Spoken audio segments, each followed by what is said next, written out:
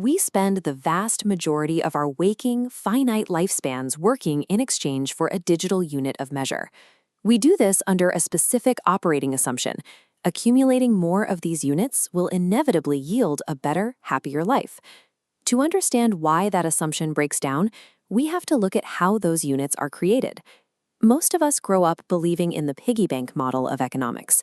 You assume that when you deposit your paycheck, the bank locks it in a vault and then lends those exact same dollars out to a neighbor buying a car or a house. That is a mechanical fiction. Since the early 1970s, the global economy has operated entirely on a fiat system. The currency you use has zero intrinsic value and is entirely unbacked by physical commodities like gold or silver. The physical paper cash we handle every day is just the visible tip of a much larger invisible digital system that actually dictates our systemic wealth. Physical cash, known by economists as the M0 money supply, is minted by central banks, but it makes up barely a fraction of the global economy. This diagram breaks down the total money supply, showing a stark contrast. Barely 3% of all money exists as physical currency. The remaining 97% is created exclusively by private commercial banks whenever they issue new loans. Every time someone signs a mortgage or a business takes on debt, the bank doesn't transfer existing funds from someone else's account. They type new numbers into a computer, generating that money entirely as a digital record. Commercial banks invent 97% of the world's money out of thin air. To see how that invention impacts the value of every dollar you earn, we have to look at the specific mechanics of the ledger itself. The exact moment of creation happens at a loan officer's desk. A borrower asks for $10,000 to start a business or buy a home, and the bank approves the request. In double-entry accounting, the bank logs a $10,000 asset, the borrower's promise to repay. They simultaneously log a $10,000 liability, a brand new deposit. The broad money supply instantly expands ex nihilo, creating $10,000 without physical paper changing hands. Money is not a finite natural resource to be mined or discovered. It is a limitless, dual-sided accounting mechanism built entirely on human debt.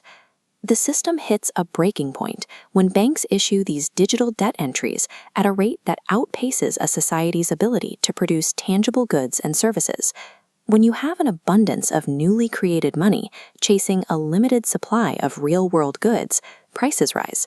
We call that mathematical mismatch inflation. This process actively erodes purchasing power.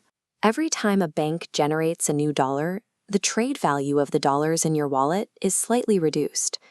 Because the systemic creation of money is constant, its value is mathematically programmed to diminish. Hoarding currency is a losing battle against a system designed to continuously dilute itself. If the currency we trade our lives for is constantly diluting, we have to look closely at how that math impacts our personal pursuit of happiness. According to need fulfillment theory, money's primary psychological value is defensive. It relieves the intense physiological stress generated by a scarcity mindset. Looking at this USDA report on working-age adults, the data shows a stark clinical reality.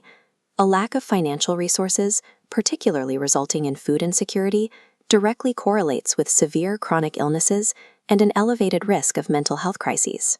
Acquiring money effectively clears debt, buys physical comfort, and spikes overall life satisfaction, up to a specific baseline income, which researchers place between $50,000 and $75,000 a year. Below that threshold, money acts as a vital shield against human suffering, but that protective effect has a strict upper limit. Once personal wealth expands past that baseline survival threshold into absolute abundance, human psychology begins to work against us. This chart, mapping income against happiness, illustrates a phenomenon known as the hedonic treadmill. As your income soars, your brain rapidly adapts to the new wealth, continuously resetting its baseline expectations, and the happiness line flattens out entirely. At the extreme endpoint of this cycle, individuals often develop what sociologists term affluenza. Symptoms include severe social isolation, a persistent sense of unearned entitlement, and a profound loss of personal purpose. Accumulating excess wealth triggers its own form of psychological inflation. The more surplus you acquire, the more diluted the emotional power of every subsequent dollar becomes. So how should you interact with a tool that infinitely dilutes its own value if your goal is to achieve finite, lasting fulfillment? This global map tracks the correlation between spending behavior and well-being. Across cultures and continents, the scientific consensus points to pro-social spending, using your financial resources to benefit others as the most effective way to maximize happiness.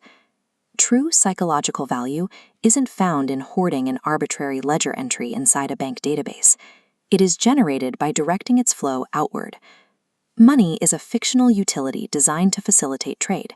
Psychological freedom comes from understanding the strict systemic limits of that utility, rather than sacrificing your lifespan attempting to infinitely expand it.